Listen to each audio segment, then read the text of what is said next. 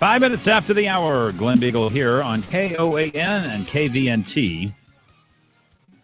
It's funny that we have to elect a mayor. I mean, what's the importance of the mayor? The school board spends twice as much money as the city does.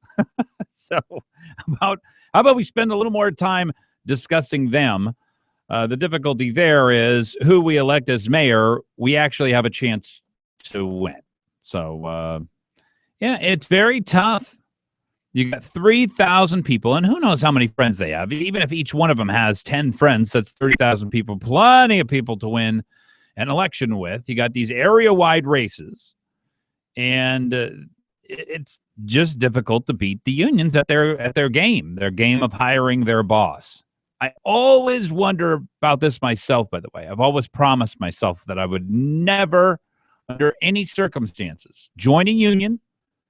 You want to know why I wouldn't join a union? Bonnie, you may not even know this. Bonnie's on the other side of the glass. You're listening to the Glen Biegel Show here on KOAN, KVNT. I wouldn't join a union because I am not interested in being paid based on how many years I've worked for an organization. And I'm not interested in having someone else paid the same as me or more than me because they worked more years than me at the same organization. I've never had a job. I mean, even when I was mowing lawns, okay, I'm behind the lawnmower. I have a string trimmer in my hand. You know, I've got to scoop up all this grass, which after it sits in the sun for a short period of time starts to get really smelly. I mean, I'm doing things and no one else is doing them the same. And I don't want me to get a raise if they get a raise and them to get a raise if I get a raise. Who ever heard of that? What kind of a world is that? Who ever heard of us being judged solely based on how long we have worked at an organization? What I sense when I hear that, by the way, and I'm explaining why, me, Glen Biegel, you might disagree with me. You might say, look, it's fine. All police are the same. Every one of the police out there are exactly the same, and paying them more will not get you more convictions. It won't get you better policing. You might make that case, and I'd love to hear it. If you want to make that case, you give me a call. Here's the case I'm making. I have never, and I will never allow myself to be treated as part of a group upon which the only attribute that I will be judged is whether or not I showed up for 13 years, I'm paid X, and if I showed up for 15 years, I'm paid Y, which is X plus whatever. I can't imagine. You really don't think that sucks the life out of you. You don't think that makes for worse employees. You don't think that people, in their own self-interest, will work harder than their fellow man in order to get a bigger raise. You don't think they will. Well, you don't know any of the same people I do. My point here is it's very difficult. They have a total mindset. And I've always asked myself this question. If I worked for the government and all my pay and all my benefits and all my power came from electing my boss to my board, would I want to elect my boss so that I got a bigger raise? Or would I bite the bullet and say, you know what? You know what's best for kids and what's best for teachers? Competition. Would I sell out my very most basic belief system that I am not to be treated like everybody else because I'm not like everybody else, and neither are you, and neither is anybody else? But not only that, the idea that as a whole, the entire herd will do so much better if you don't give individuals the benefit of having to try to do more. Every one of my beliefs is broken. Every one of my founding principles of my life, of my instruction of my children, of the way that I fight for the things that I love, of my view of this country, of my view of freedom, of my view of everything that steals everything away from me, I would not be the man I am today. And if I were on this microphone, I'd be telling you, look, the schools need more money. They need more control. They need to make sure that they don't have any more competition. We need to treat every single person who's in the school system exactly the same, other than how many years they've been there. That's what I would be saying, because they would have replaced the basic conservative founding principles that I have with things that I don't even recognize. Certainly not American ideals. We never had public sector unions ever before, and smartly so. You don't want public sector unions electing their bosses so they can get a pay raise. It's really not a good, it's a corrupt system. And there's no way to de-corrupt it other than to defund it. And look, we're talking about people's lives. We are talking about people's paychecks. We're talking about people's lives. And they think they're doing the right thing because they're trying to educate kids.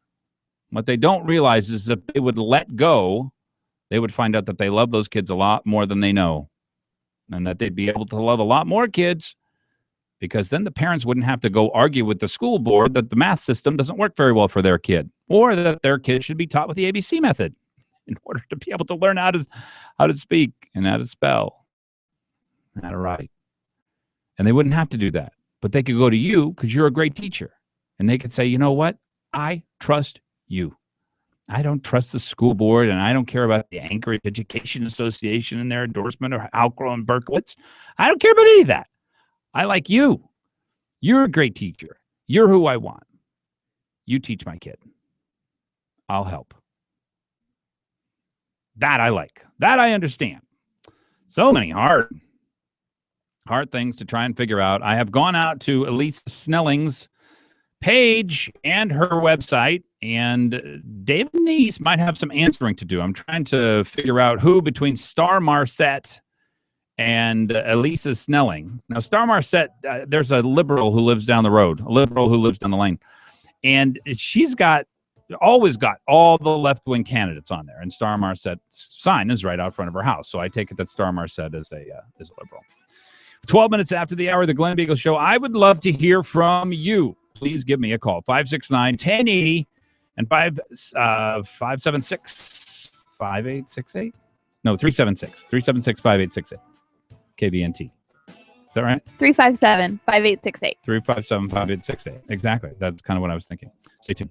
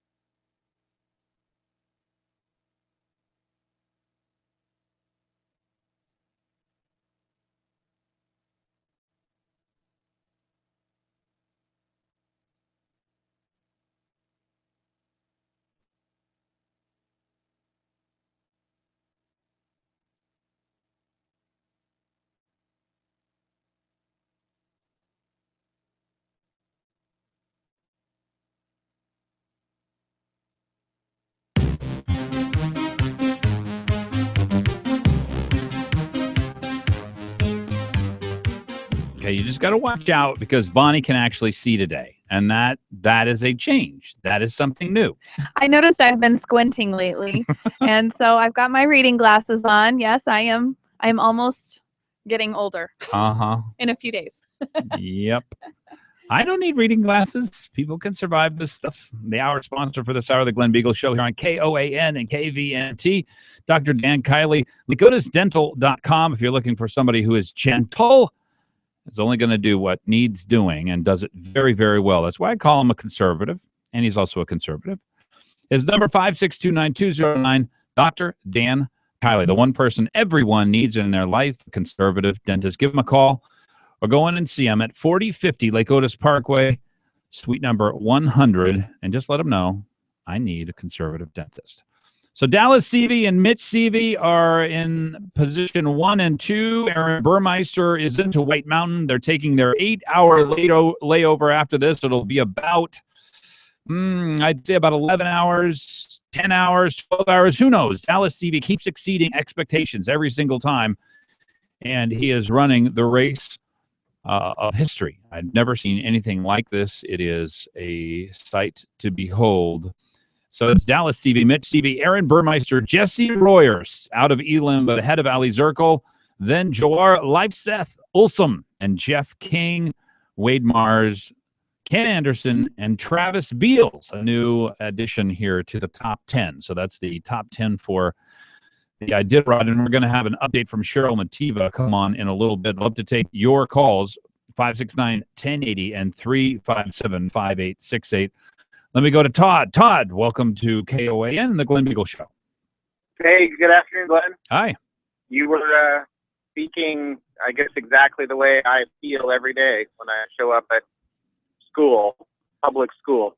Isn't it the strangest idea in history that the only thing which differentiates you is how many years have you worked here? That is ridiculous. I mean, I just say it and it comes out and it sounds like, no, that couldn't possibly be true. Actually, it is true. Yeah, and there is what one can do is do extra work with, on addendum. Yes. And make extra money that way. Oh, if you're like a coach or something or guide the debate team or something? Yeah, or for example, I teach online classes. Nice. What percentage of your income, by the way, do you get from teaching online classes? Well, I teach in the summer and I teach during the school year, so it's about 20%. You got it in your blood, Todd. You are a teacher. You cannot stop. I can't help but, help students think critically, and that's the whole reason why I got into education, and the reason why I got into public education. I saw it more as a mission, really, rather than a job. And unfortunately, in Alaska, to teach in a public school, you have to belong to a union. Yeah. And, you were talking about the budget yesterday, and I wonder how much we could save just doing two things in Alaska. One is increasing opportunities for school choice, and the second is having a right to work state. I think we probably could cut $500 million, probably about $500 million from the budget just with those two changes to our Constitution and law. Well, yeah, it's first of all, it's the right thing to do. Let's forget about the money for just a little while. I have a feeling, by the way, Todd, that they're going to be forced to consider choice in education, not because it's better for kids, not because it's better for parents, not because parents don't want to, they're sick of having to go down and argue the math curriculum with the school board and then having nothing happen anyway for 10 years. But because we can't afford the current system, the most ridiculous argument you can imagine, I have a feeling it's going to win the day over time. Well, I hope so. I mean, how much, maybe you don't want to answer, but how much does your child's school year cost at Holy Rosary? I mean, my child, the youngest, goes to a private school, and his is about $5,000. So yeah, for elementary school, it's $5,000 at Holy Rosary. For the senior, seventh grade and up, it's $6,250 for your first child. Right. So even if a third of students who were going to public school went to private school, we would save 2/3 on a third. I don't know. You're the math genius, but yeah. Well, that would be 22%. Yeah, 22% of what, $2 billion? Yeah. Well, that's real money. You're talking about $400, $420, $440 million, depending on how you read it. And I guess my guess of 500 million wasn't too far off. That's right.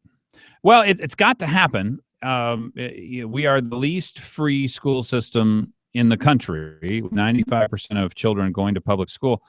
But we just can't afford to keep doing it this way. And I think that will become clear over time. And, people who are school choice people will have their ability to make these arguments. What do you make of the school board candidates so far? Well, I don't live in Anchorage anymore, but when I did, what I would do is look at who the union endorsed, and then I would vote for the other person. Yeah. Well, that's unfortunately, isn't that odd? So, well, yeah, because I laid out, by the way, Todd, why that is not the wrong thing to do. Because I laid out the value system of the school board and the teachers union and how they think about a person and how they think about work and how they think about excellence and how it doesn't match up with any of my values or the values that I teach my children. Right. So I've consistently voted for my values and against, I guess the current system, the way it's structured. Yeah. I have no fear in my teaching abilities and my students' ability to learn. And so I don't fear being evaluated based on the quality of my work. Well, Todd, here's the dirty little secret, and there's always a dirty secret to most change. The group of people who benefit the most are poor, minority children. Okay, that's the group of people who benefit the most. They benefit immediately, year one.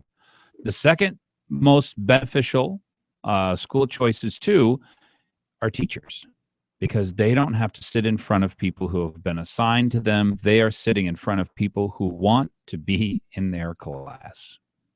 Right. And we also don't have to deal with administration that is playing a numbers game rather than actually encouraging learning. Yeah, absolutely right. Absolutely right. Very true. Well, Todd, you keep it up. And I know it may be difficult, but I'm sure all of your efforts, all of your passion, they will make a big difference in people's lives. So I hope so. Yeah, I think I so. keep telling myself that, and that's why I show up every day. Well, good for you. Keep doing that. All right. Take Bye. care. Thanks so much. Laura Reinbold has stirred up the hornet's nest, and different shows are trashing on Laura Reinbold. I don't know that anybody's trashing on the administration or the head of the the caucus. No, because this is what we as Republicans, conservatives do to each other. Yeah. Well, first of all, I don't think if you understand the situation correctly, I think you come to different conclusions than what's been laid out on other shows. So here is my layout of the situation. First of all, Laura Reinbold has done the right thing. This budget, and I will just say the $700 million that I heard from the Senate, that includes capital budgets. They're zeroing out capital budgets. They're cutting the operating budget. That is the cost driver. That is where our taxes will come from. That is what's going to crush us and get rid of our jobs. By the way, we had dozens of jobs canceled just today. If you haven't been paying attention, or maybe you've just been busy. Dozens of jobs were lost just today. ASRC, dozens of North Slope workers called for early morning meeting and were laid off. 75 employees of ASRC Energy Services, ranging from relatively new hands to some with more than 10 years of experience, got a quick talk explaining that they were being laid off. In their jobs as employees contracted to ConocoPhillips and Kuparuk, including according to multiple employees and attendants. It lasted probably 3 minutes or so, said one of the employees who requested anonymity because of the oil prices, so on and so forth. We're letting you guys go. We were all blindsided. Got a question for you. Pebble Mine, gold prices are through the roof. Copper prices, they're not great, but they're not terrible. Molybdenum, still doing fine. We got a real problem. Not fake problems, not maybe problems, not kind of problems, real problems. Are you people seriously going to tell me that we can't figure out how to do mining when it's going to create 3,000 direct jobs? Upwards of 30,000 families will live off of that mine. not part-time work, full-time work, life-saving work, culture-saving work, village-saving work, rural Alaska saving work, and it's not going to kill one fish, not one fish. You know, they had a terrible mining disaster called Mount Polly. Terrible. An absolute, utter disaster. Didn't kill a fish.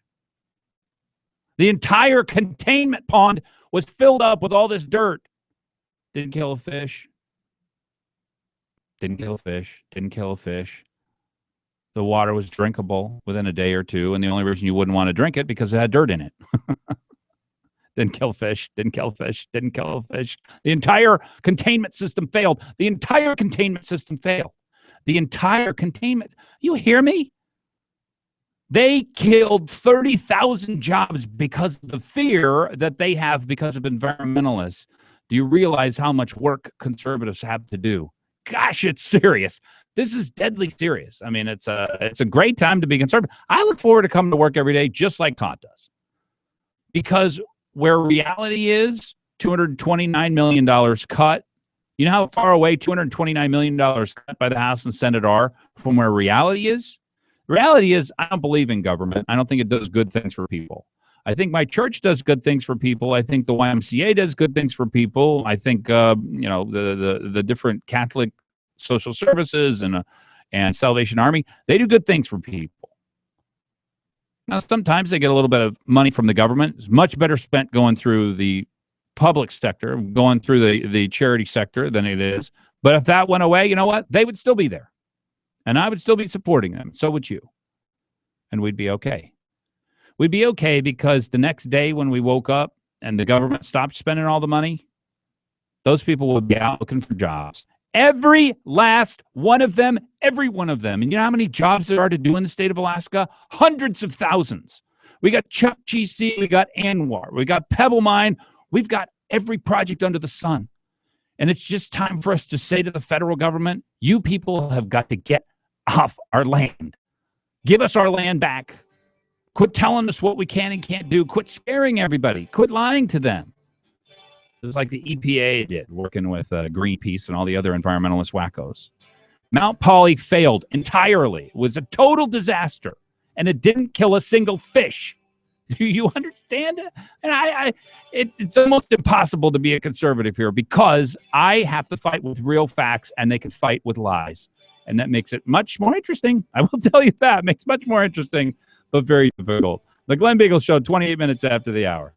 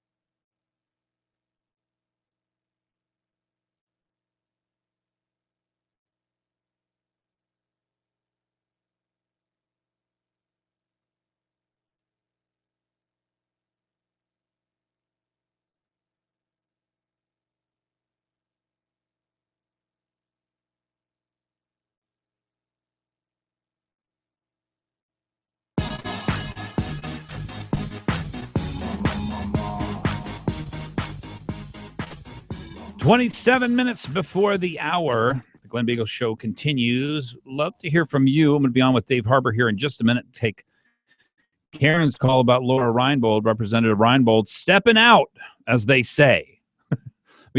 And this does not happen every day. This is not something, I think Andrew Howcrow did this a while ago. He did it on the left, I imagine, in order to support some spending he wanted that the Democrats wanted.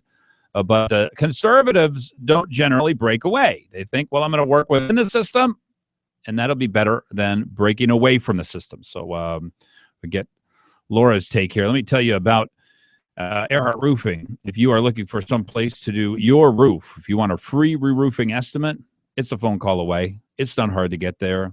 Work with the best. Earhart Roofing, Better Business Bureau Business of the Year for all businesses in the entire state of Alaska for 2010. An amazing accomplishment. 345-5555 online at earhartroofing.com. Let me go to Karen real quick. Karen, not Nancy. Karen, not Nancy. Welcome. Sorry about that. I have two subjects I want to cover really quick. The first one is about Laura Reinbold. I don't know if you heard her. She was on Joe Miller just before you came on air. No, but she was on with me too. Right, I heard that. So she was telling us about that of all the cuts, $22 million was added back in by the Finance Committee. And so there's already talk by our conservative activists in the state here of starting a recall petition. And so I'm behind that, and I'd be one to advocate for that.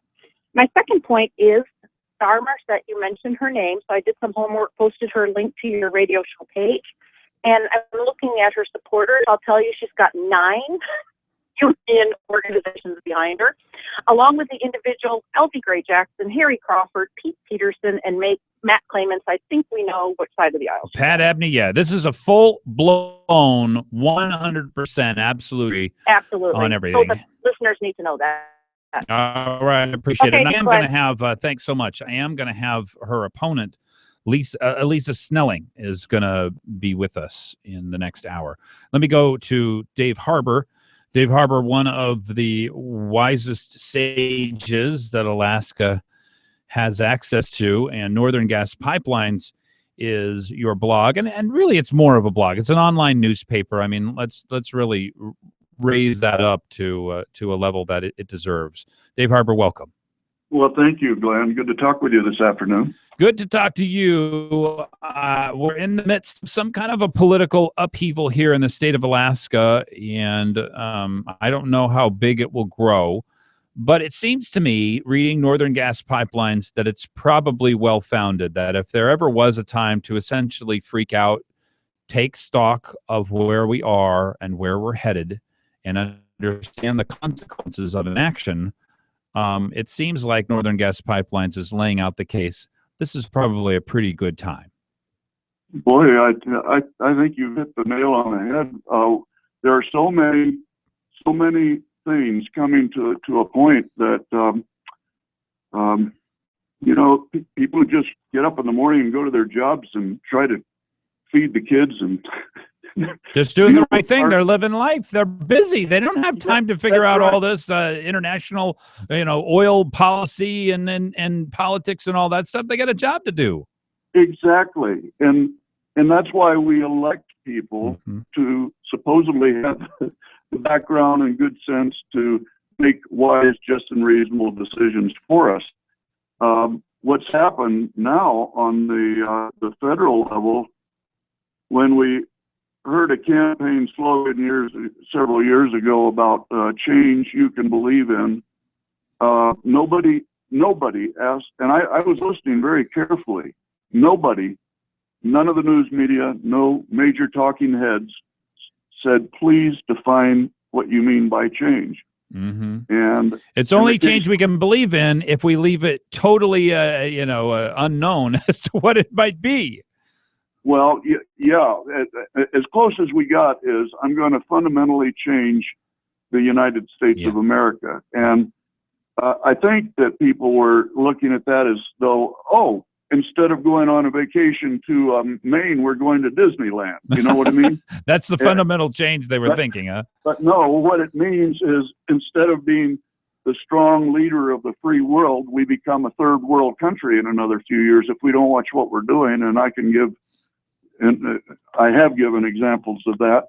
But then on the state level too, Glenn, we have a number of these perfect storms brewing, and heaven help us if they all hit at the same time, but it's getting pretty close. Let me just finish up on the international level. Okay. If we don't keep strong on energy issues, well, keep strong. We haven't been strong for almost 2 terms of a president. He's done everything possible to injure America's energy production, and the fact that we are now almost energy insufficient because of gas and oil shale technology.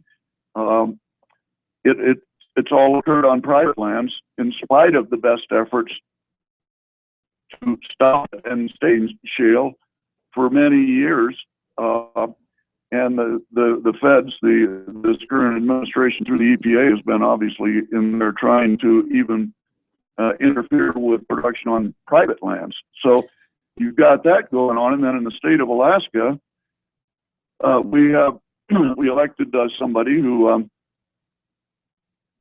was very critical of the oil industry's efforts over the years to develop the resource that they paid dearly for. And a lot of campaign slogans were used during the years. It's our oil, Canada, my ass, inappropriate things like that don't really contribute. Combative, right? Yeah. Partnering, not if we win together, we'll rise together. If Bingo. we lose together, we'll fall together. Not like that, but like you're stealing from us. When are you going to stop ripping us off? Yeah. So at any rate, what we have now is when the governor was elected, he appeared before the Resource Development Council and made a statement that I'm not your enemy to the resource development community of the whole state. That's right. I was there. Remember, our Constitution relies on resource development for the state. So you'd think that the governor would, instead of putting things in the negative like that, would put them in the positive. Mm-hmm. Oh yeah, no, that's a very wise thing to say. That he could have come and said, "We are partners. Yeah, we work together, and we always have, and we will continue to do so." Exactly. But then you carry on that, Glenn, through the inconsistencies, the saying that being opposed to the small diameter line, the ASAP or the AGDC line, before he was for it, and changing the directors, not communicating very well with the legislature, and really, when he held that press conference and got mad at the legislature for resisting his efforts regarding changing the AGDC board, the Alaska Gas Line Development Corporation board. There were 3 people appointed by the former governor, right? And they were very knowledgeable, and they thought that they understood the will of the people, and that they were going to carry that out. Far different people, so they were removed summarily, not for any cause whatsoever, but they were removed from the board. That was not communicated with the legislature. And the problem is, and this is where it gets a little dicey, talking here with Dave Harper on the Glen Biegel Show, this is where it gets dicey. Those legislators had passed laws which enabled the administration to do certain things. And then the board was configured so as to implement the will of the legislature and the former governor.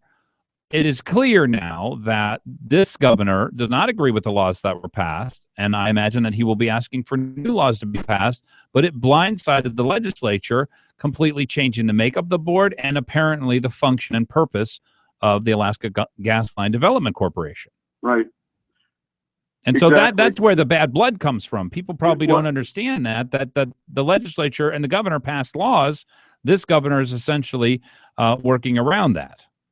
Well, yeah, Glenn, and it's a massive and classic communication case history, of mismanagement case history.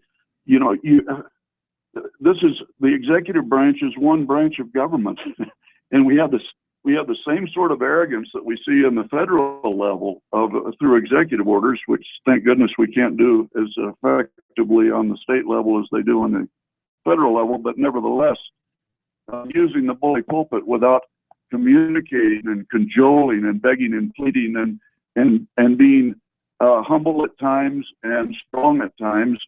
Just being a good persuasive communicator is one of the major jobs of a governor, it seems to me. Mm-hmm. And I know that Bill Walker has the capability of being that person. And I know that his chief of staff has the ability to be a good communicator. And why it hasn't happened yet is just beyond me. When we get to the point now with House Bill 132, I think you talked about that on the show, but this is the bill that would restrict the ability of the governor to spend more money on the AGDC line and change it yet again. The Corps of Engineers has already told the AGDC line that they're suspending work on their supplemental environmental impact statement because of uncertainty of what the state wants to do. And this was put out by Tim Bradner in the Journal of Commerce just a few days ago and referenced by northerngaspipelines.com, which Dave Harbour here publishes. What an embarrassment to have a federal agency that has so far been very supportive.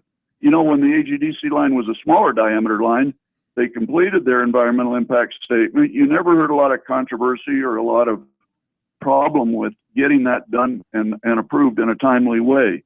And then when they went through the last board to get into a higher diameter line for various reasons, then the impact statement had to be supplemented. So the Corps was at work with a supplemental impact statement. The problem is that backup line, the AGDC line, the insurance policy line, in case the big line doesn't happen, did not require all of the LNG facilities and gas treatment facilities at the front and back end of the line that the new concept that Governor Walker wants. So this is a totally different project, is what you're saying. Well, it really is. And he's taking it back to ground zero. And so now a federal agency has recognized that he's taken it to ground zero, wants to start over, totally different purpose. Wow, Dave Harbour. Northern Gas Pipelines, that is his publication, always has a lot to say. And I cannot recommend reading this highly enough. It is so important for people to know what is going on in the state of Alaska and listen to people who know what they're talking about. Dave Harbour is that man, at least he's one of them for me. Thanks so much, Dave, for being on the program. You're very kind, Glenn. Thank you. It's my pleasure. Thanks so much. You're listening to the Glen Biegel Show. It's 14 minutes before the hour. We continue. Stay tuned.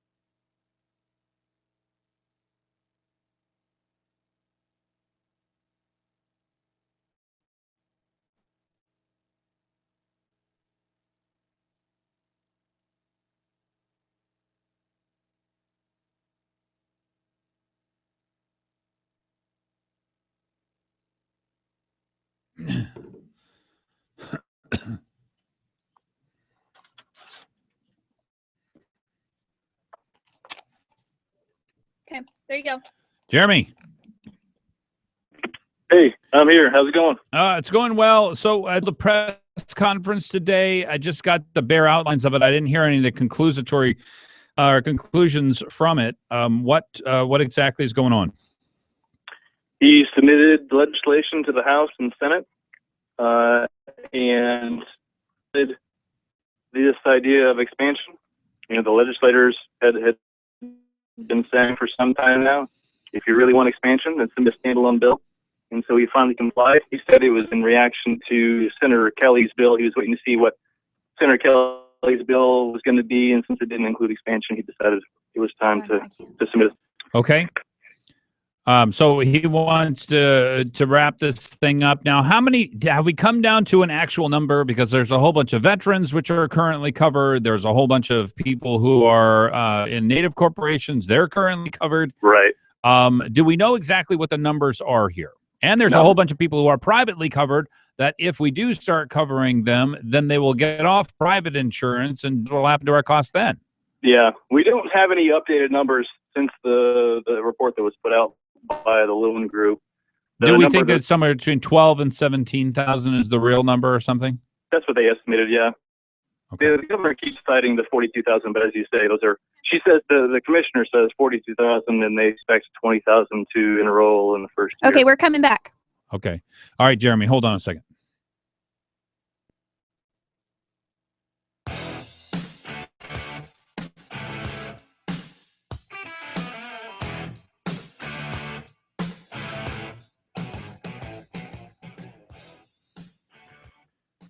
Getting tired of your old car? Oh, I know you are. Out looking? Think you're going to go to Craigslist? You know, the perfect car is just waiting for you on Craigslist. No. There will be nothing to back that up. I want you to drive it away from their house. It's all yours, baby. Whatever its problems were, whatever they didn't tell you, they may have failed to mention a thing or two. Are you going to be a Craigslist loser? I know a place that has the highest online rating by far. By far. They go so far above and beyond, you almost won't believe it, to get 5-star ratings from their customers because they know that they live and die by you satisfied with the deal that you've gotten. Payless Car Sales is who I'm talking about. 677 Auto. If you're in the market, if you know somebody who's in the market, I'm seeing these license plates all over town, and I know Ali and his sales team over there, JC, Oscar, Russell, they do a great job. Family-run organization. They do it differently. And, of course, listeners for a long time. Payless Car Sales, 677 Auto, 919 East 5th Avenue. Everything on the lot under NADA. Already a good deal. They want you to come in and negotiate for more. And they will file your taxes free of charge. And you can apply any tax return to the purchase of your car as well. 677 Auto, 919 East 5th. Let me go to the phones here, and I would love to hear from you. There are so many different things going on here. Dave Harbour, what a great addition. What a great asset to the state of Alaska. Clarity of thinking. He understands how business works, and they don't like adversarial relationships with the governments. That is an unequal battle because they can regulate you out of existence. They can pass laws to get you out of existence. They can tax you out of existence. They can dry up investment. EPA come in and just destroy your company right out. I mean, that's what happened to Pebble Partnership. They just killed the company. They killed the investment. Largest mine in the free world. I mean, it's just an amazingly sad story. Jeremy with Americans for Prosperity is on with me here. Americans for Prosperity active now in the state of Alaska, and you guys are not going away. You guys are conservatives, leaning libertarian. You like free markets. And one thing you don't like, and I don't like, is the idea of 17,000 able-bodied, single, working people being placed on welfare, half of them actually being taken out of the private health insurance marketplace and put on welfare so that the rest of us can pay their bills. It's outrageous. And That's right. You guys are fighting this, and I applaud you for it. Thank you, sir. That's right. We couldn't agree more. This is an issue we think is going to have major consequences to the future of the state, of the economy of Alaska. And I think one major takeaway that we had today from the governor's presser is that he's not really serious about reform. You know, after he unveiled his plan, his proposal to the House and the Senate, a reporter asked him what were some of the reforms that were included in his proposal. And he said, we don't want to get into specifics. And then he was further pressed. The reporter asked, well, what's at least your favorite? And he didn't have an answer. He didn't know. And wow. I'll tell you, I'm finding a lot. So I want to pause on that so we can ruminate just for a moment. Look, this governor is going in a million directions. all at the same time. And he has signed on to an idea. And the idea is if we take somewhere between 12 and 17,000 able-bodied, single, working people and put them on welfare, take them off of private insurance and put them on public health insurance, that our state will be improved. Okay, that is his belief, and he doesn't necessarily care. And the people who want this don't necessarily care what damage is done to the state in the process. So he's asked here by a reporter, tell me your favorite reform in this, because they promised reform, and he couldn't even come up with an example. Correct. And if you open his bill and you read just the first couple paragraphs, you'll come across this sentence. And I'm quoting right from his bill, this sentence. Quote, in order to maintain a viable Medicaid program, it is the intent of the legislature that the governor take all necessary action to capture federal revenues and offset state general funds. So that there's your first couple paragraphs. That's the sentence. Their idea of reform is pushing the cost from the state to the feds. That's not reform. For a brief period of time, isn't it? Yeah. Right. So that's what they're thinking. They're thinking there's a whole bunch of more federal money out there. Now, this is what I fear. And Jeremy, you can tell me whether I'm crazy or whether or not because I've heard they've had problems with the Medicaid expansion in other places. What I fear is there is no real new money, or there's very little of it. They're promising us like $2 billion a year you're going to get from this, but it's not $2 billion because we already have all the vets covered. They're already covered by the VA. There's no new money there. We have all the people who are in the native healthcare system already covered. No new money there, not $2.1 billion. So we got 12,000 to 17,000, half of which are health insurance, no new money there. Here's my offer. Here's my question. Here's my wonder. What if there's no new money in the 6,000 people who will newly be added on because there's no space in there for these people? There's no extra money. In other words, the feds they're sending $1.5 billion here a year or whatever it is. They're going to continue to send $1.5 billion, or maybe it'll be $1.55 billion. Maybe we'll get $50 million more. And we are going to totally change our laws for $50 million. That's my worry. And you're giving basically an insurance card, to people, in a sense, hoping that it means coverage. You're not expanding the pool of doctors. You're not expanding the economy in the way that a free market is supposed to work. You're supplanting the free market with the government proposed solution. Well, a lot of these people are very healthy. I mean, most of the people who are single and able to work, they're not in need of health care generally. Half of them get insurance, so they're already getting taken care of. The rest of the people are using cash, which it turns out to be is much less expensive. I'm on here with Jeremy from Americans for Prosperity. Give us your contact information, how to get a hold of Americans. Give us the lowdown on this Medicaid expansion. What is it that we should do as citizens? Yep. Our contact information is americansforprosperity.org/Alaska, and you can find all of our contact info and social media info there. We want you to get involved. We want people to get involved and with the legislators. If this bill does come out for a vote, we want the legislators to know what we feel, and we think that the expansion is the wrong way. There is a bill out there that was introduced by Senator Kelly out of Fairbanks. He has a reform bill that focuses on truly bringing down the cost curve, and we think it's a great start. So if people want to weigh in with a real solution, there's one right there. All right. Well, Jeremy, thank you so much, and thanks Americans for Prosperity for being in Alaska. There are not a lot of people who are willing to put their conservative values where, with enough money to get that message out. Americans for Prosperity, thankfully, in my mind, is one of the groups that are willing to do that, and they're helping me, they're helping you, they're helping this audience make our just expanding government is not an answer. It's a terrible burden to keep putting people on government assistance. Let's stop doing that. So thanks for making that case. Thank you so much, Glenn. All right, Jeremy from Americans for Prosperity. Love to hear from you. 569-1080 and 357-5868. The Glen Biegel Show continues.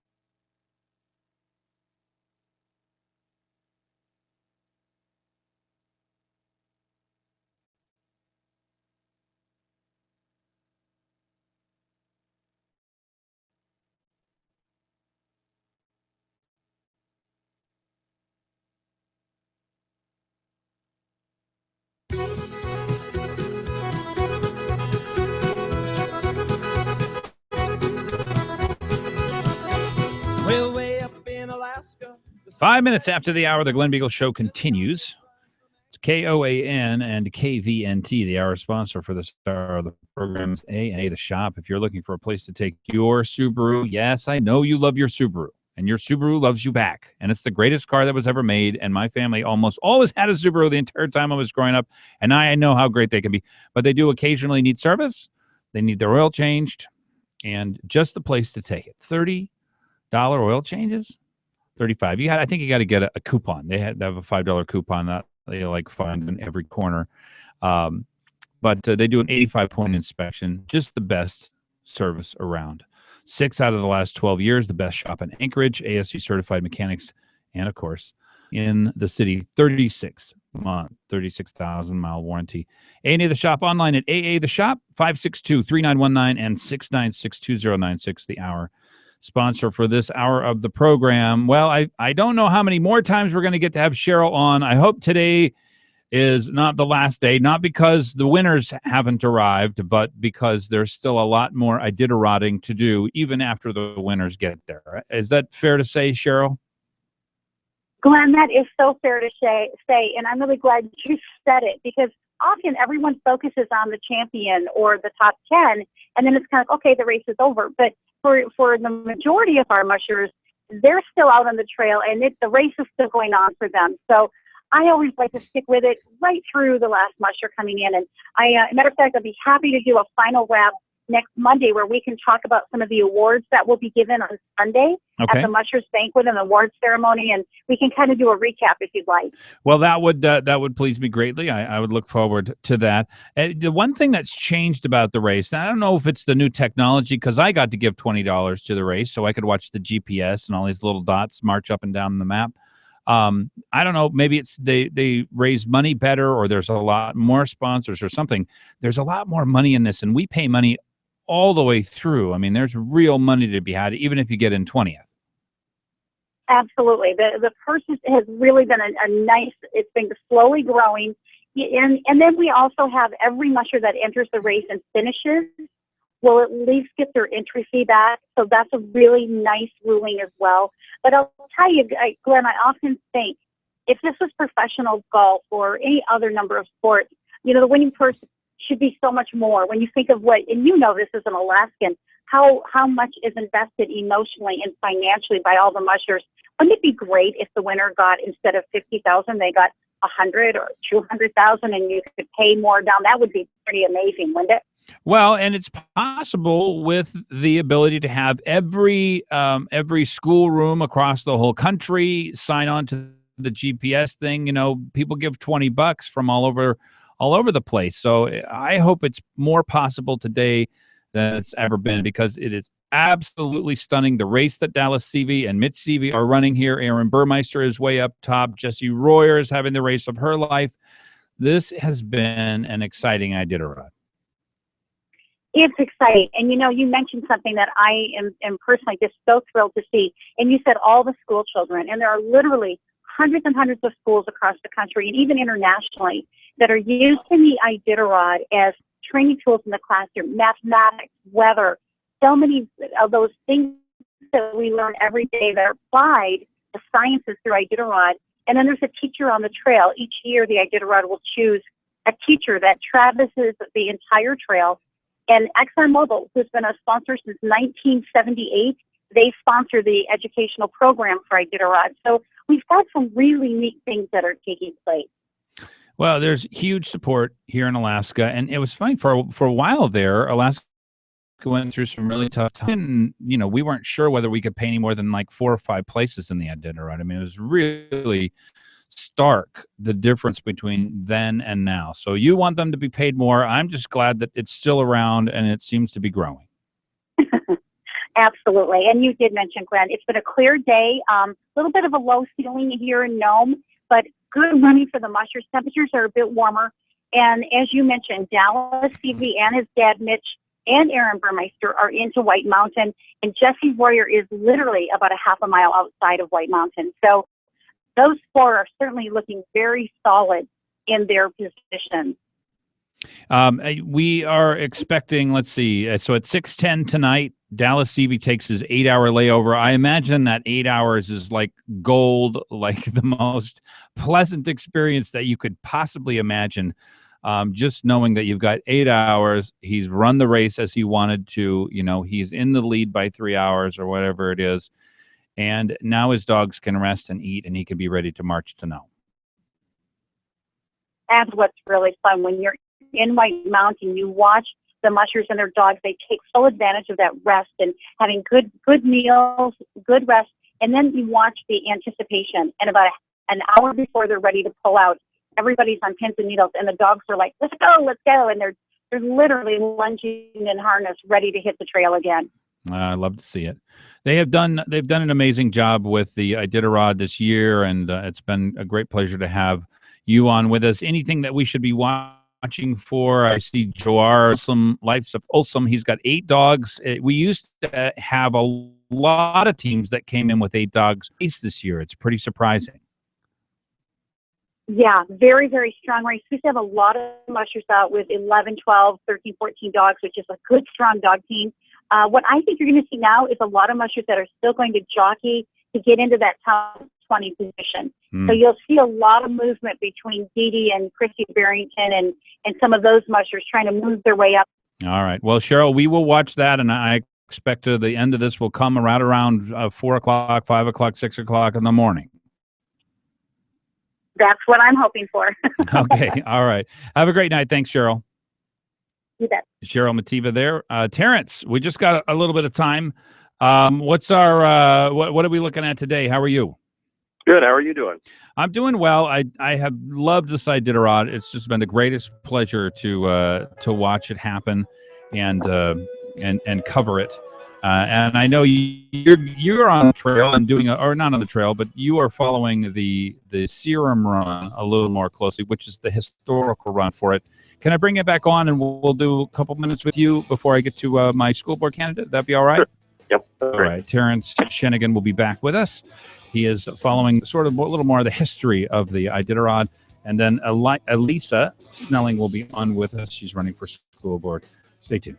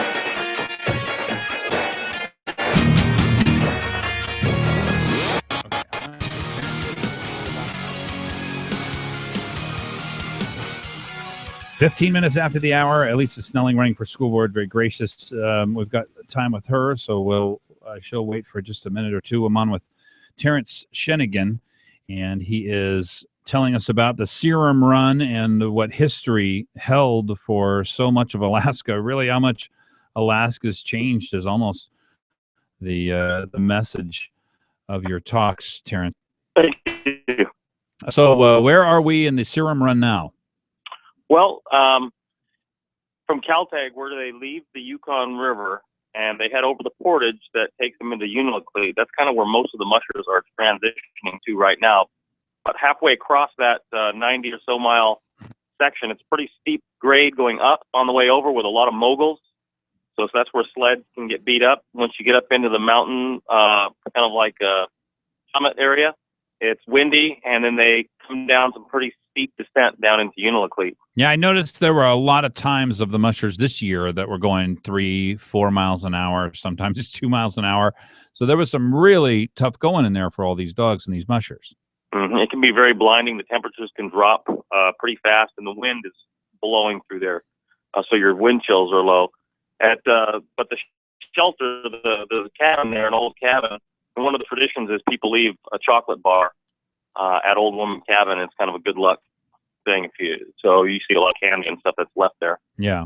But as people, that's nice. And I imagine Allie, was she at that cabin? Because I saw her and Royer, Jesse Royer, stopped at the same place, or is that a different place? Yeah, it's probably a different spot. It's back on the trail a ways. But once they hit the coast and they head across from Unalakleet to Shaktoolik, that's where it gets windy. And in the original Serum Run, that part of the trail from Shaktoolik out, Leonard Seppala was actually, of all the Serum Run mushers, he was the 18th musher. And most of the mushers were running about 25 to 30 mile sections. But he was, because of his experience and his dog team, he was assigned to run 320 miles, 170 in each direction to carry the Serum. But he actually met a musher just a few miles out of Shaktoolik who had his team had tangled up, and so he didn't actually have to run that far. And he picked up the Serum at this point, just out of Shaktoolik, and turned around and was headed back towards what we know as Gullivan. And that's where he was going to be passing the Serum off to the next musher, which was Charlie Olson. Yeah, Gullivan, they just passed it right now. It's between White Mountain and what was Elim. Correct. And that was kind of the area right now, which back then was about 25-mile run to an area called Bluff. And then from Bluff, they go to Nome. And this is where we hear about Balto and Togo. So Seppala always believed that Togo was the real hero of the Serum Run, but Balto gets a lot of the credit because he was the dog that, Balto's real name was Fox, but Balto made a better Hollywood name, and so that's the name that was used in what people have left to call the dog. They made all the movies about him. Correct, and the dog's real name was Fox. How funny. All right, Terrence. Hey, you called this race. We all need to bow down. We all need to accept the mastery of Terrence Shenigan here. He said it's Dallas 1, Mitch 2. Exactly how it's going to turn out. I have never seen a race run this professionally, this expertly, this hard, this fast. It's going to be a race to remember, I think. It's a great one. There's a lot of mushers still to shake out the top 10, so it'll be an interesting and fun one to watch. Yeah, and people should stay tuned more than just for first and second place. That's for sure, because there's a lot of jockeying, and this sets up people for next year. I mean, there could be some new entrants. Jessie Royer, I think, is making her statement this year, and we could see her come in third. And I'd just like to put a plug. People are watching the tracker. Look at team number 41. This is Elizabeth Norris, and she's running a Siberian team. These dogs are typically seen as slower, a little bit slower. They're not, bred into for all sorts of different athletic reasons. But that team is actually doing very well and beating a lot of the Alaskan Huskies. She might make sort of a difference in the race at a more fundamental level. Then. Yeah, more traditional team. All right, Terrence, I appreciate it. Thank you so much. Great. Talk to you soon. Yeah, take care. In studio with me, I've got Elisa Snelling, and she is running for. Elisa, are those headphones? They're going to work for you? I mean, we want to make sure that you're on there as far as your microphone. Can I hear you? Yes, you can. Okay, good. Well, welcome aboard, and thanks for running for school board. I really appreciate it when people decide, you know what, I need to get involved. I need to give this a shot. I take it that you can't be like the candidate who's in there. She's already supported by the teachers union and all of the other union candidates. Every Democrat who's on the assembly is supporting her. So, at the beginning, they already have their candidate picked out, and that's Star Marset, who you're running against. So Elisa Snelling is in here to sort of give us your thoughts on where education is in the city of Anchorage and where you'd like to see it go. Okay. First of all, thank you for having me in tonight and giving me a chance to talk with all your listeners. For those that don't know me or haven't have a chance, I was born here in Anchorage, and I completed all my schooling here in the Anchorage School District. I graduated from Bartlett back in 1996, and my family and I, we currently live out in Eagle River, and I now have 3 children in the school district. They are at a charter school over at Wilkeshula, and I've watched a lot of change from when I went to school to even when my kids go to school. And I think there are a lot of changes that we can make inside of our district to help improve and take education for all of our kids to the next level. Some of the examples, having the kiddos in the charter school has afforded me the chance to see an alternative style of education. It's, out of the box. It is different. It is not what You're still doing it, so you must not hate it. I don't hate it. Okay. I don't hate it. It gets a little frustrating when my kids speak German around me and I don't understand it. Uh-oh. But well, you know enough German to be dangerous, so you might be able. They probably don't think they can get too much by you. They haven't yet. Okay, good. They're working on it though. So yeah, I do still enjoy that format very much. And what I've come to learn, from my time growing up and what I've watched now is we have a relatively small number of kids in charter schools and alternative schools in the district. One of the things that I believe that we can do as a district is take the charter and alternative methods of teaching and get them out to more of the neighborhood schools so that more parents have access to alternative styles of education.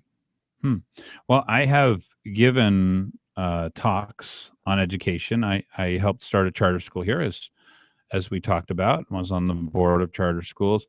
My suggestion is we could get probably between a 5 and 10% improvement just by allowing for ABC or modified ABC in each school, if parents wanted it. In other words, if you have 3 kindergarten classes and a third of the parents say, yeah, we'd like to do ABC or modified ABC, bring that into our classroom. And Absolutely. And you would see a transformation in that classroom, and my guess is in the school all the way through. Another popular one is Montessori, based learning. Do you know why that is so heavily disagreed with? Because I've tried to make this argument, and they told me that they wouldn't do it. Guess who told me they wouldn't do it?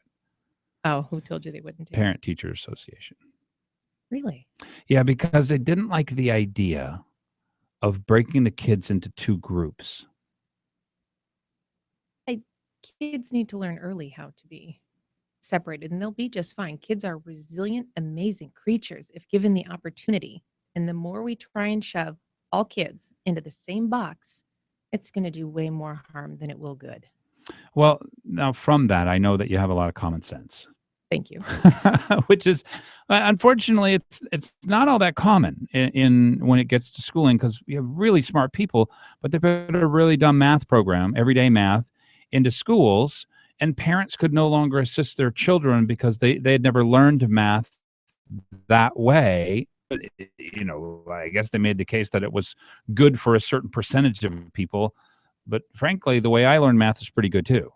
I've been very happy with the math that I have grown up with. It has given me the basis for my last 20 years of accounting. I don't know where my kids are going to take Go Math in the future.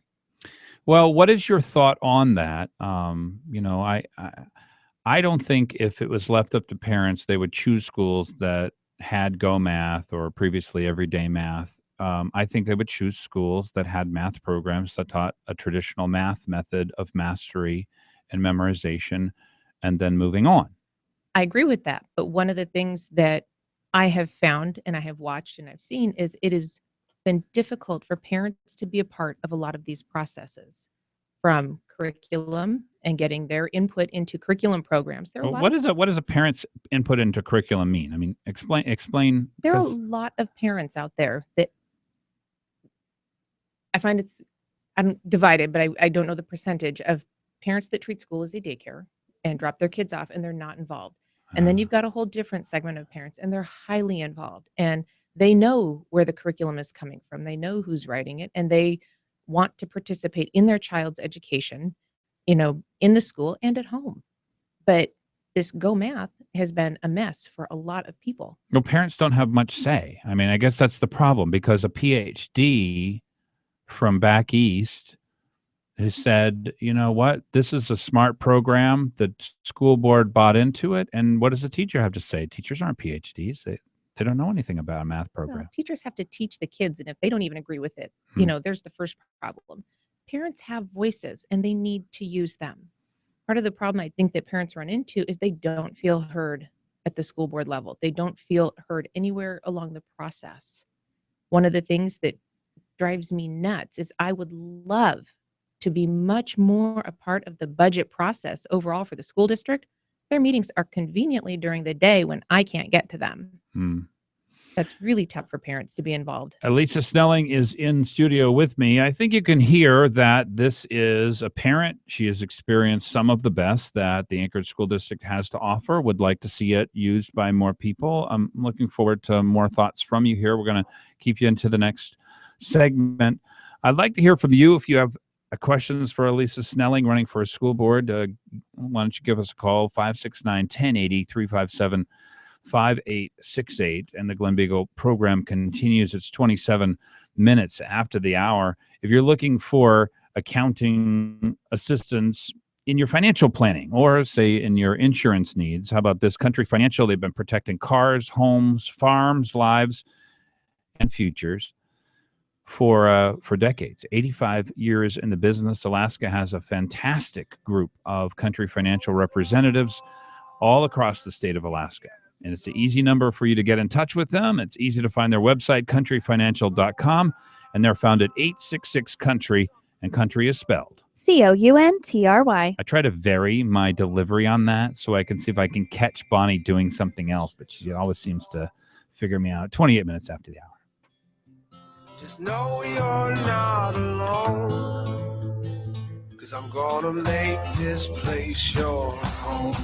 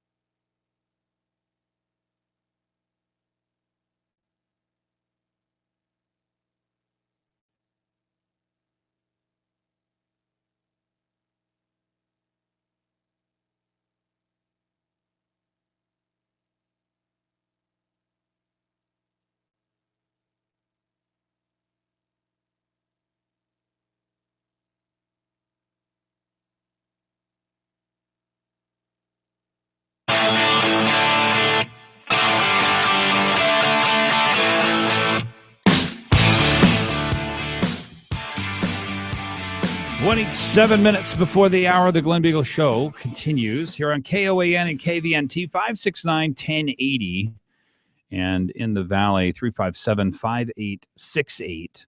Would love to hear from you. And we're talking about school board candidates. So Natasha Van Imhoff. Yes. Von Imhoff. Von Imhoff. Okay, there we go. Yeah, this is her seat that she is not rerunning for. Yeah. Right like that. Yeah, there you go. Yeah, you kind of got to talk into these things. In studio again with me, Elisa Snelling, and you were endorsed by Amy Domboski, and you thanked her. That's got to say something. Why would you thank somebody? She is willing to put herself on the line and her name on the line to support me. And I'm humbled, and I appreciate that. I'm running my very first big political race, and to have somebody's trust and them willing to go out and say that, it's a big deal. It doesn't mean that you and she agree on everything. She thinks you're the better candidate. Yes. Out of the two of us, running for CG, she thinks I'm the better candidate. From the third sentence you gave on the program, and I don't remember exactly which one that was, I had made the same decision myself. Well, thank you very much. So Elisa Snelling for school board. School board is really tough. The unions have come out. I think there are 10 unions that are supporting Star Marset, and every Democrat who is on the assembly is supporting her. So they know how to support their candidates, and they know who butters the bread. Tell me about how much money the school district spends and it's grown pretty dramatically here over the last 15 years or so. I think it's doubled. The per student costs have doubled. And a lot of that is we're having to figure out retirement costs and make up for lost time and just bad planning. What else is going on? Is everything about how much we give this? If we had $5 billion to give the school district, would that solve all of our problems? I haven't met a situation in my life where money solves everything. I think that if you start just at the very, very basics of education, and I'm not a teacher, I'm a mom, but that still counts for a lot. When you take a look, what is one of the big keys for success in the future? It's literacy. What do most people equate literacy with? Reading and writing. There's one huge component missing: thinking. We don't teach our kids how to think. And money isn't going to do that. This is going to be how we teach our kids in the schools. And it's going to be teachers that we put in the schools. You're talking about desire and culture. A kid has to want to learn how to think. Oh, they do. And that it's at home, it's in school, it's everywhere around them. This is a community culture. And money isn't going to do that. $5 billion isn't going to do that. This is our community, our parents, our teachers, everybody coming together to push our kids up to that next level. Well, it's a great vision, and I have a feeling as the money dries up, Alaska is going to go through a very, very, very dramatic change here over the next 5 years, and I don't really think it'll look the same. It won't seem the same because money's been so free and so easy for a long period of time. And what I think it will do is I think it'll drive us closer together, but it'll be hard. I agree with that. It is not easy. A lot of families through 2008, 9, 10, their paychecks went down, their hours went down, everybody's belt had to tighten up, and it was tough. But I do believe a lot of people learned lessons from that and how they live today. It's going to be no different on a bigger district, city, statewide level. And I don't think that budget cuts are anything to be feared. I think it's a golden opportunity to take a look at what can be cut, what can be reduced, and what really the core elements of what we're here to do, and move forward. Elisa Snelling in talking about the school board race, the elections coming up April 7th. And how do the school board races work this time? The school board races are citywide. So everybody from Eklutna down to Girdwood will be able to vote on the 3 seats that are open this April 7th. If I only consider there's 2 conservative candidates running, and I do not want to give a third place vote, which could become somebody else's first place vote if it went to the wrong candidate. So just the logistics of voting here, is it smart just to vote if you only consider, and I'm not telling other people how to vote, and I'm not telling other people who these candidates are necessarily, but Is it smart just to vote for two people if you think that those are the only conservatives running? That would be how I would vote. That if I felt strongly enough, I would give a yes vote. If I really felt in opposition, I would give a no vote. But if I didn't know the two candidates well enough, I would leave it blank. Okay. Well, that's good advice. And I know I've got some more work to do. 3 seats up because there's 9 seats on the school board, or 7? It seems like there's 7. I'd say 7. But so that's 3 1 year, then 2, then 2. Yes. All right. The school board spends about twice as much as the city. So all the services that the city provides, around 460 million, and the school district now spends 800 million or so. Yeah, plus or minus 860, whatever it is. And a lot of that they don't want to count because it has to do, I don't think bonds are included in that, by the way, but a lot of retirement costs, which are just passed through. The state overfunds retirement, it goes to the school district puts it into the retirement fund, right? That sounds about right. So what's the realistic number if we include building costs and maybe some retirement costs, because some of those are legitimate. But I mean, it's hard for a person like me because I send my kids to private school, my faith, and just as you pointed out, I want them to be able to think. I want them to be good. Frankly, that's my top priority. Is because they go out and do community service and other things like that. Those are my priorities. It's wonderful. Yeah. So, but my kid's school costs $5,000 for elementary and $6,250 for the high school and middle school. And so it's not the same cost structure. But what are we talking about for the public school? If you just take the budget as a whole and divide it on, and it fluctuates the number of students we have in the district right now, we're looking at about $16,000 per student to educate a child. And we're only getting $5,800, give or take, from the state for the BSA. And the rest is coming from the city and federal government must be a fair portion. They're not as big as you think. They're only about 12%. Okay. Now, is it fair to spread the costs across the whole student body? Because what I've been told by people who are in the district is we've got about 20% of the students that use up somewhere around 40% of the funding. In other words, they cost a huge amount of money for these special needs kids. Are you asking if that's fair or if that's correct? That's the way they characterize it. And so I guess I'm asking whether or not it's correct. Can't see 40% being spent on the special needs. Okay, you think that's high. Let me go to some phone calls here for you. I'm on with Elisa Snelling. She's running for school board, and David Nees, who's also running for school board, wants to ask you a question. David, welcome to the program. You're on with Elisa. Yeah, hey, Elisa, I want to ask just a couple quick questions. When you sent a letter down to the legislator last year asking him to increase the BSA, to inflation-proof it, and to give charter schools an exemption from property tax, I'm trying to resolve that. I hear you talking basically like a Republican conservative, but both of those are straight off the NEA agenda. I mean, we actually spend $17,000 per child. The BSA is the first number in a algebraic equation. So, $5,800 is just not a real number at all. We got $5,800 that they couldn't run it. Yeah. All right, we got it. I agree with your position, by the way, as far as exempting charter schools from property tax. I mean, if they're going to be using public money in order to have a charter school there, why charge property tax to the property owner? It makes it a little easier. What about the inflation proofing and increasing the BSA?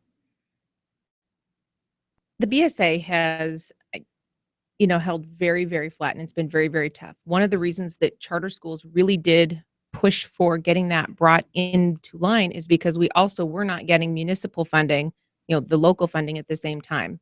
And charter school students funded about 60% of what the rest of the schools are funded at. About. Mm-hmm. And so it increased when HB 278 did pass.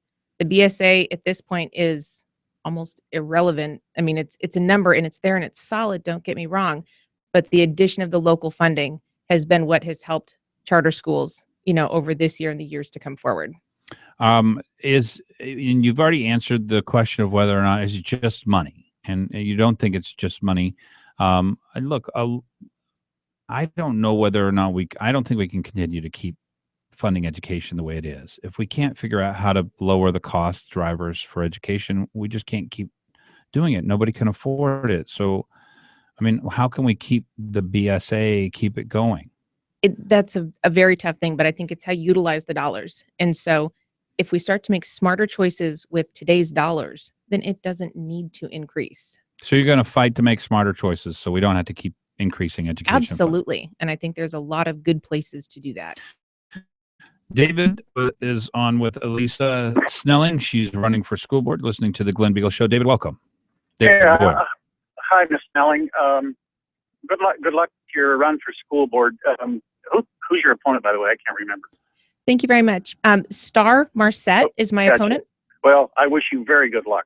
I have a question. You know, the student costs in this school district they're $17,600, not including capital costs, and that's per the CAFR. My question is, we have about more than 50% of our educational costs in this school district are overhead costs. So, you know, less than 50% actually go into the classroom and provide teachers. That'd be like food, transportation, the building costs, heating costs, administration. Yeah, Yep. okay. All those miscellaneous things that you couldn't run a business with more than 50% overhead unless you're a public business, government business. But I guess my question is, how would you resolve that? And one more final question is, what would be your comment on, would you favor sending all the real property management over to the muni and let the district focus on its core business of educating students? Thanks, David. Okay, so the first one being that the large amount is not going to the classroom, which is very crazy. It ties very much into your second question, is what are we here to do? We are here to educate our children. We're not here to run property management. We're not here to do a lot of the things that we do. Groundskeeping and all of it, you know, all of the maintenance, the things that we're doing in-house can be, it's in duplicate. The muni does it. Are you strong enough to face the unions they would combine things? Many of them wouldn't be fired, but they think that it's better if we're less efficient. Behind every union is real people. And I truly believe that there is still common sense in there and that they can all be worked with. And so even though I've got family members that have been a part of unions and I've never had that opportunity, I have nothing against unions. I think it's all in how you work with them. Elisa Snelling, running for school board. Thank you so much for coming in. I really appreciate it. Thank you very much for having me. Good luck.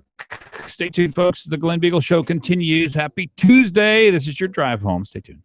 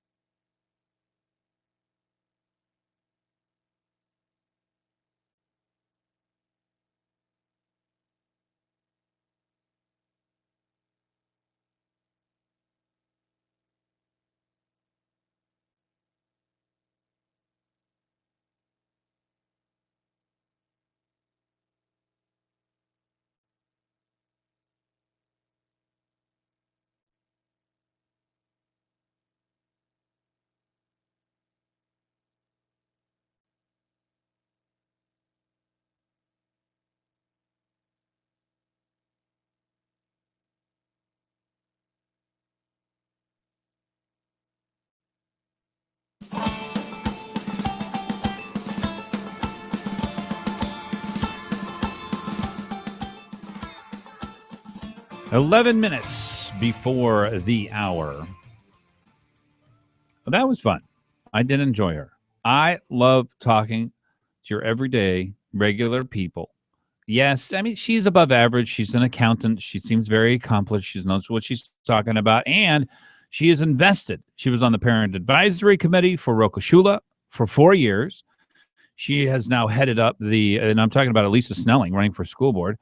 She headed up her, what's the local group in neighborhoods? A community council. She headed up the community council for like the last 4 years.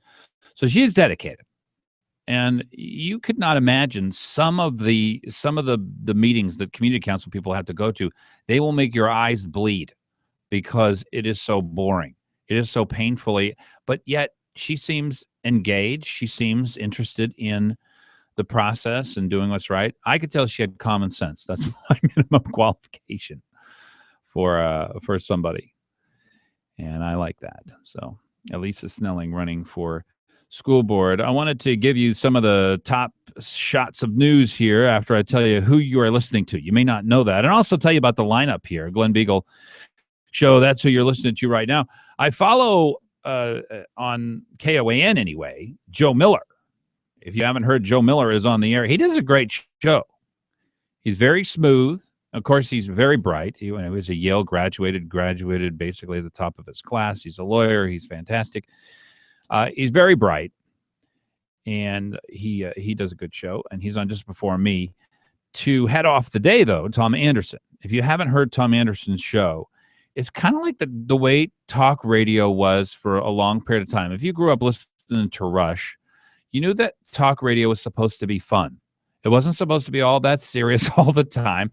You know, it covered serious topics, but yet you knew you were going to be entertained and informed at the same time. That's what you look forward to every day with Rush. Well, that's what you can see and find with the Tom Anderson Show. I sure hope you tune him in 6 to 9 a.m. And I hope you tune into the show every day. You know, we don't make much of a difference. If I catch you for 5 or 10 minutes, yeah, you're going to have a couple pieces of information. We got a lot to give you. We always do. And I've had a lot of experiences, callers to the show. Todd was on earlier. Karen was on earlier.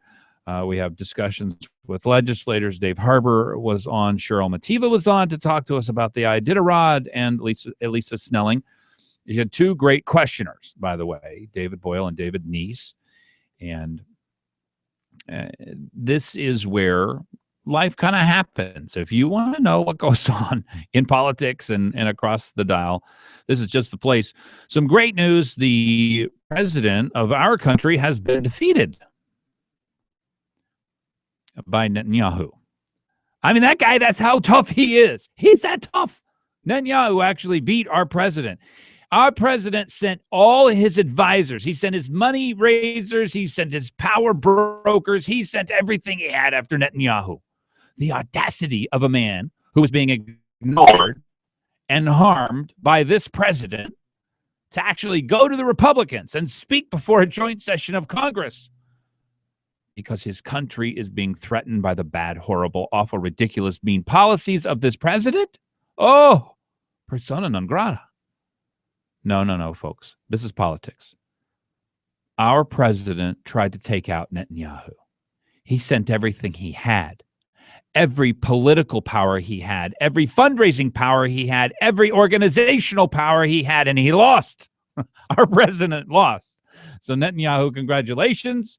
You have resisted what I think in the last two elections, Americans have resisted as well, other than him getting reelected. By the way, he got reelected by 5 million votes. Now, I guess people are very dissatisfied. At first, it was some by dead people. Romney. Yeah, there are a lot of dead people. Look, here's the thing: Democrats have to win by about 3 million votes in order to win the Electoral College. Because what's going to happen in New York? They're going to vote 80% for the Democrat. They don't care about Republicans. They don't care how big government is. They already have a big government in their city. They don't have any children. They don't care about future generations. I went through New York City, by the way. It was one of the most striking, shocking things. And yes, I was downtown. I did not see a child. I didn't see anyone with children. There was no one downtown in New York with children anywhere, ever. And I was down there for a whole week. It was the craziest thing. It's like a dead zone. I mean, here I go to church. There are children everywhere. I'm out on the street. There's children everywhere. I'm downtown. There's children all over the place. Cheyenne, right over there. Bonnie's younger one, Bonnie Jr. She's right over there. You're surrounded by children here. You could go through New York City and probably go for like 3 or 4 months and never see a child. You don't understand how they think in New York City, and I don't understand how they think. You want to know who has less children than even New York City? San Francisco. Look, some places vote 90% Democrat. There are very few, even the most conservative state, which I think was Texas in the last election. They voted 2/3, 1/3. So 2/3, 1/3 is the best we can do. There are places, huge places, and most places where there are large populations, we struggle. You know, it's a 50-50 state over in Florida. New York, we lose pretty badly. Massachusetts, we lose pretty badly. California, we get slaughtered and creamed. Plus, they've added, I think 300,000 children were birthright citizens. So illegal aliens come across the border, 13, 14, 15-year-old girls get pregnant. They have children here. And I'm not saying this is any kind of slam. This is literally what's going on. This is literally what people are doing as they come across. And so then they have a child here, knowing that, well, now they've got an anchor baby. Now, who's going to send them back home? They've got an American citizen that was born on our soil. You're really going to send their 16-year-old mother back home? I don't think so. I kind of doubt it.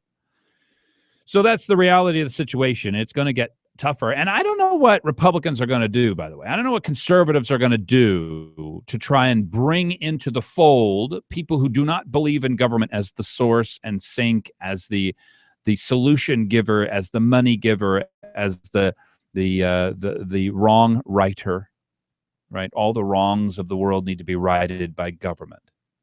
That's never been our idea. It's never been our ideal. It is the ideal of the Democrats. I understand that. They're very powerful. They got the unions. They got the teachers union. They got the environmentalists. They got the EPA. They got the media. We got talk radio, and we got you, and we got me. And that's got to be enough. So we'll keep fighting this. We'll keep fighting this fight, and we'll do the right thing. Guess what? Dallas, by the time you wake up in the morning, Dallas CV almost for sure, and his dad, Mitch, very shortly thereafter will come in first and second. Keep track of the Iditarod. There's a lot of mushers out there. These guys worked really hard to get the 949 miles to Nome. What a great event. I absolutely love it. And after this, Bonnie, by the way, and at least in a couple of days, I'll be able to go back and start playing Angry Birds again, which is very important to me.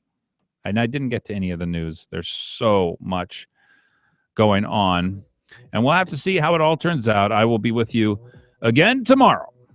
And this has been the Glen Biegel Show on KOAN, KVNT. Make sure to tune in to Tom Anderson, 6 a.m. to 9 a.m. every day. The Glen Biegel Show here, 4 to 6. And also Joe Miller just before me on KOAN. God bless, folks. Have a great night. 오빤 강남스타일 강남스타일 성숙해 보이지만 놀 땐 노는 여자 이때다 싶으면 묶었던 머리 푸는 여자 가렸지만 웬만한 노출보다 야한 여자 그런 감각적인 여자 나는 선어해 점잖아 보이지만 놀 땐 노는 선어해 내가 되면 완전 미쳐버리는 선어해 그녀보다 사상이 올통벌